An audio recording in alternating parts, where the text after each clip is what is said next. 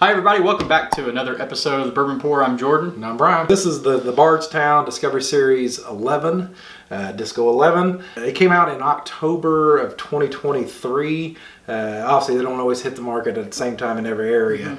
Kind of got to our area a little bit later, but we were able to sample this at our local liquor store, Vic's. And that's actually where we got the bottle from, so we can try that out. It comes in at 118 proof. Bardstown has their own distillate in this, but they've also sourced a couple others for the blend. So 73% of this was distilled in Kentucky and aged 13 years old. So 73%, that's a lot. The mash bill for that is 75 corn, 13 rye, 12 barley. And then 21% of this is distilled in Kentucky. It's a 10-year, 78, 13, and 9. And then 6% of this is Bardstown Bourbon Company's distillate, aged 6 years. And that's 68. Then 20% wheat, 12% malted barley. So that technically does make it a 4-grain, right? So pretty cool. I'll let you do the honors. Okay. Open one up. And Brian, have you ever been down to Bardstown Bourbon Company before? I have. It's a very, very cool place. It is much bigger than I was expecting. It's kind of it's just like a beam or a wild turkey. They've grown rapidly. They've grown because I don't know exactly what year they started, but I know that they have grown rapidly and they're doing good things. They distill for a lot of other source a lot of their I think they're whiskey. Gonna try to be like that Kentucky MGP kind of thing, I guess. But they're not too far from it. Yeah, it's a very cool place. The restaurant there is amazing. Yes. I actually haven't been there, but I have heard really good things about that. So let's nose this bourbon, see what we smell.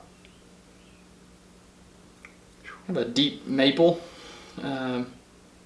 What's kind of surprising to me is this is, did you say 118 proof? 118 proof. And I think it's, the first sniff it wasn't like that intense. Second one was. I get some heat on the nose. I definitely could tell. You could tell it's got a high proof point. Now, I don't think it drinks that way. Right. I think it drinks super smooth. And I did forget to mention this is the manufactured suggested retail price for this is about around 140. Okay. So this is not in our typical price range that we would go for. But like I said, when we talk about recommending, this would be one if I was going to splurge. There it is. Probably would do it. Yeah. So. A little bit of caramel. Yeah, I get caramel, cinnamon. Deep maple kind of thing. Cinnamon, I could see that. Some type of maybe a raisin, maybe some type of nut, but I don't know. Maybe that could be the barrel. Right. As well. And I'm surprised too with some of the age of these 13-year and 10-year. I don't get a whole lot of like woody notes. No, it's not over oaked by any means. It's a very light. If it's a light oak and if it's there, it's kind of trends more towards the light sweet kind of oak. So let's go in for a sip. So definitely get cherry. A bright cherry too, and a little cinnamon. There is a touch of maple syrup. Right now, that first sip, less caramel for me than what I was expecting. Right. And you said, we have sampled this before, and I remember there being some caramel to it.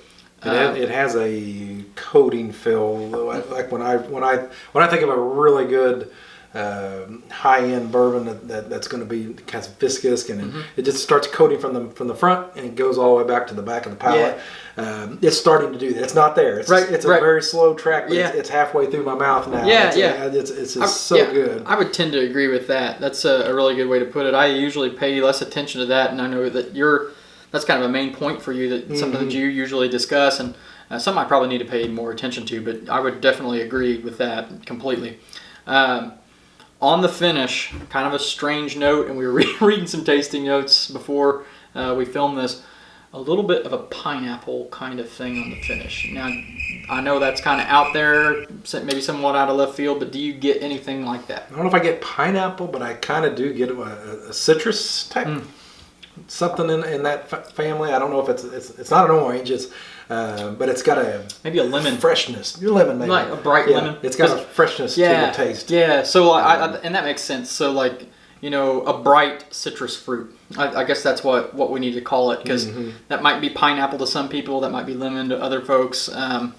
Or kind of a mandarin orange kind of thing, but definitely not as dark as an orange and not like a pitted fruit either. So, I mean, it's I don't even know what to say because this is pretty good stuff. I know a lot of people, some of the Discovery Series stuff people haven't really had big fans of. I think early on they were knocking it out of the park, and then they kind of went through a stretch where they weren't. A couple batches people didn't really care for. Right. But this, I think they've recaptured what they were going for. Yeah. This is amazing. Yeah. So I am hearing that the 12 may be on the market now. So hopefully that's something we'll be seeing soon. Yeah. But if you could still get this, is still out there. You could still find it.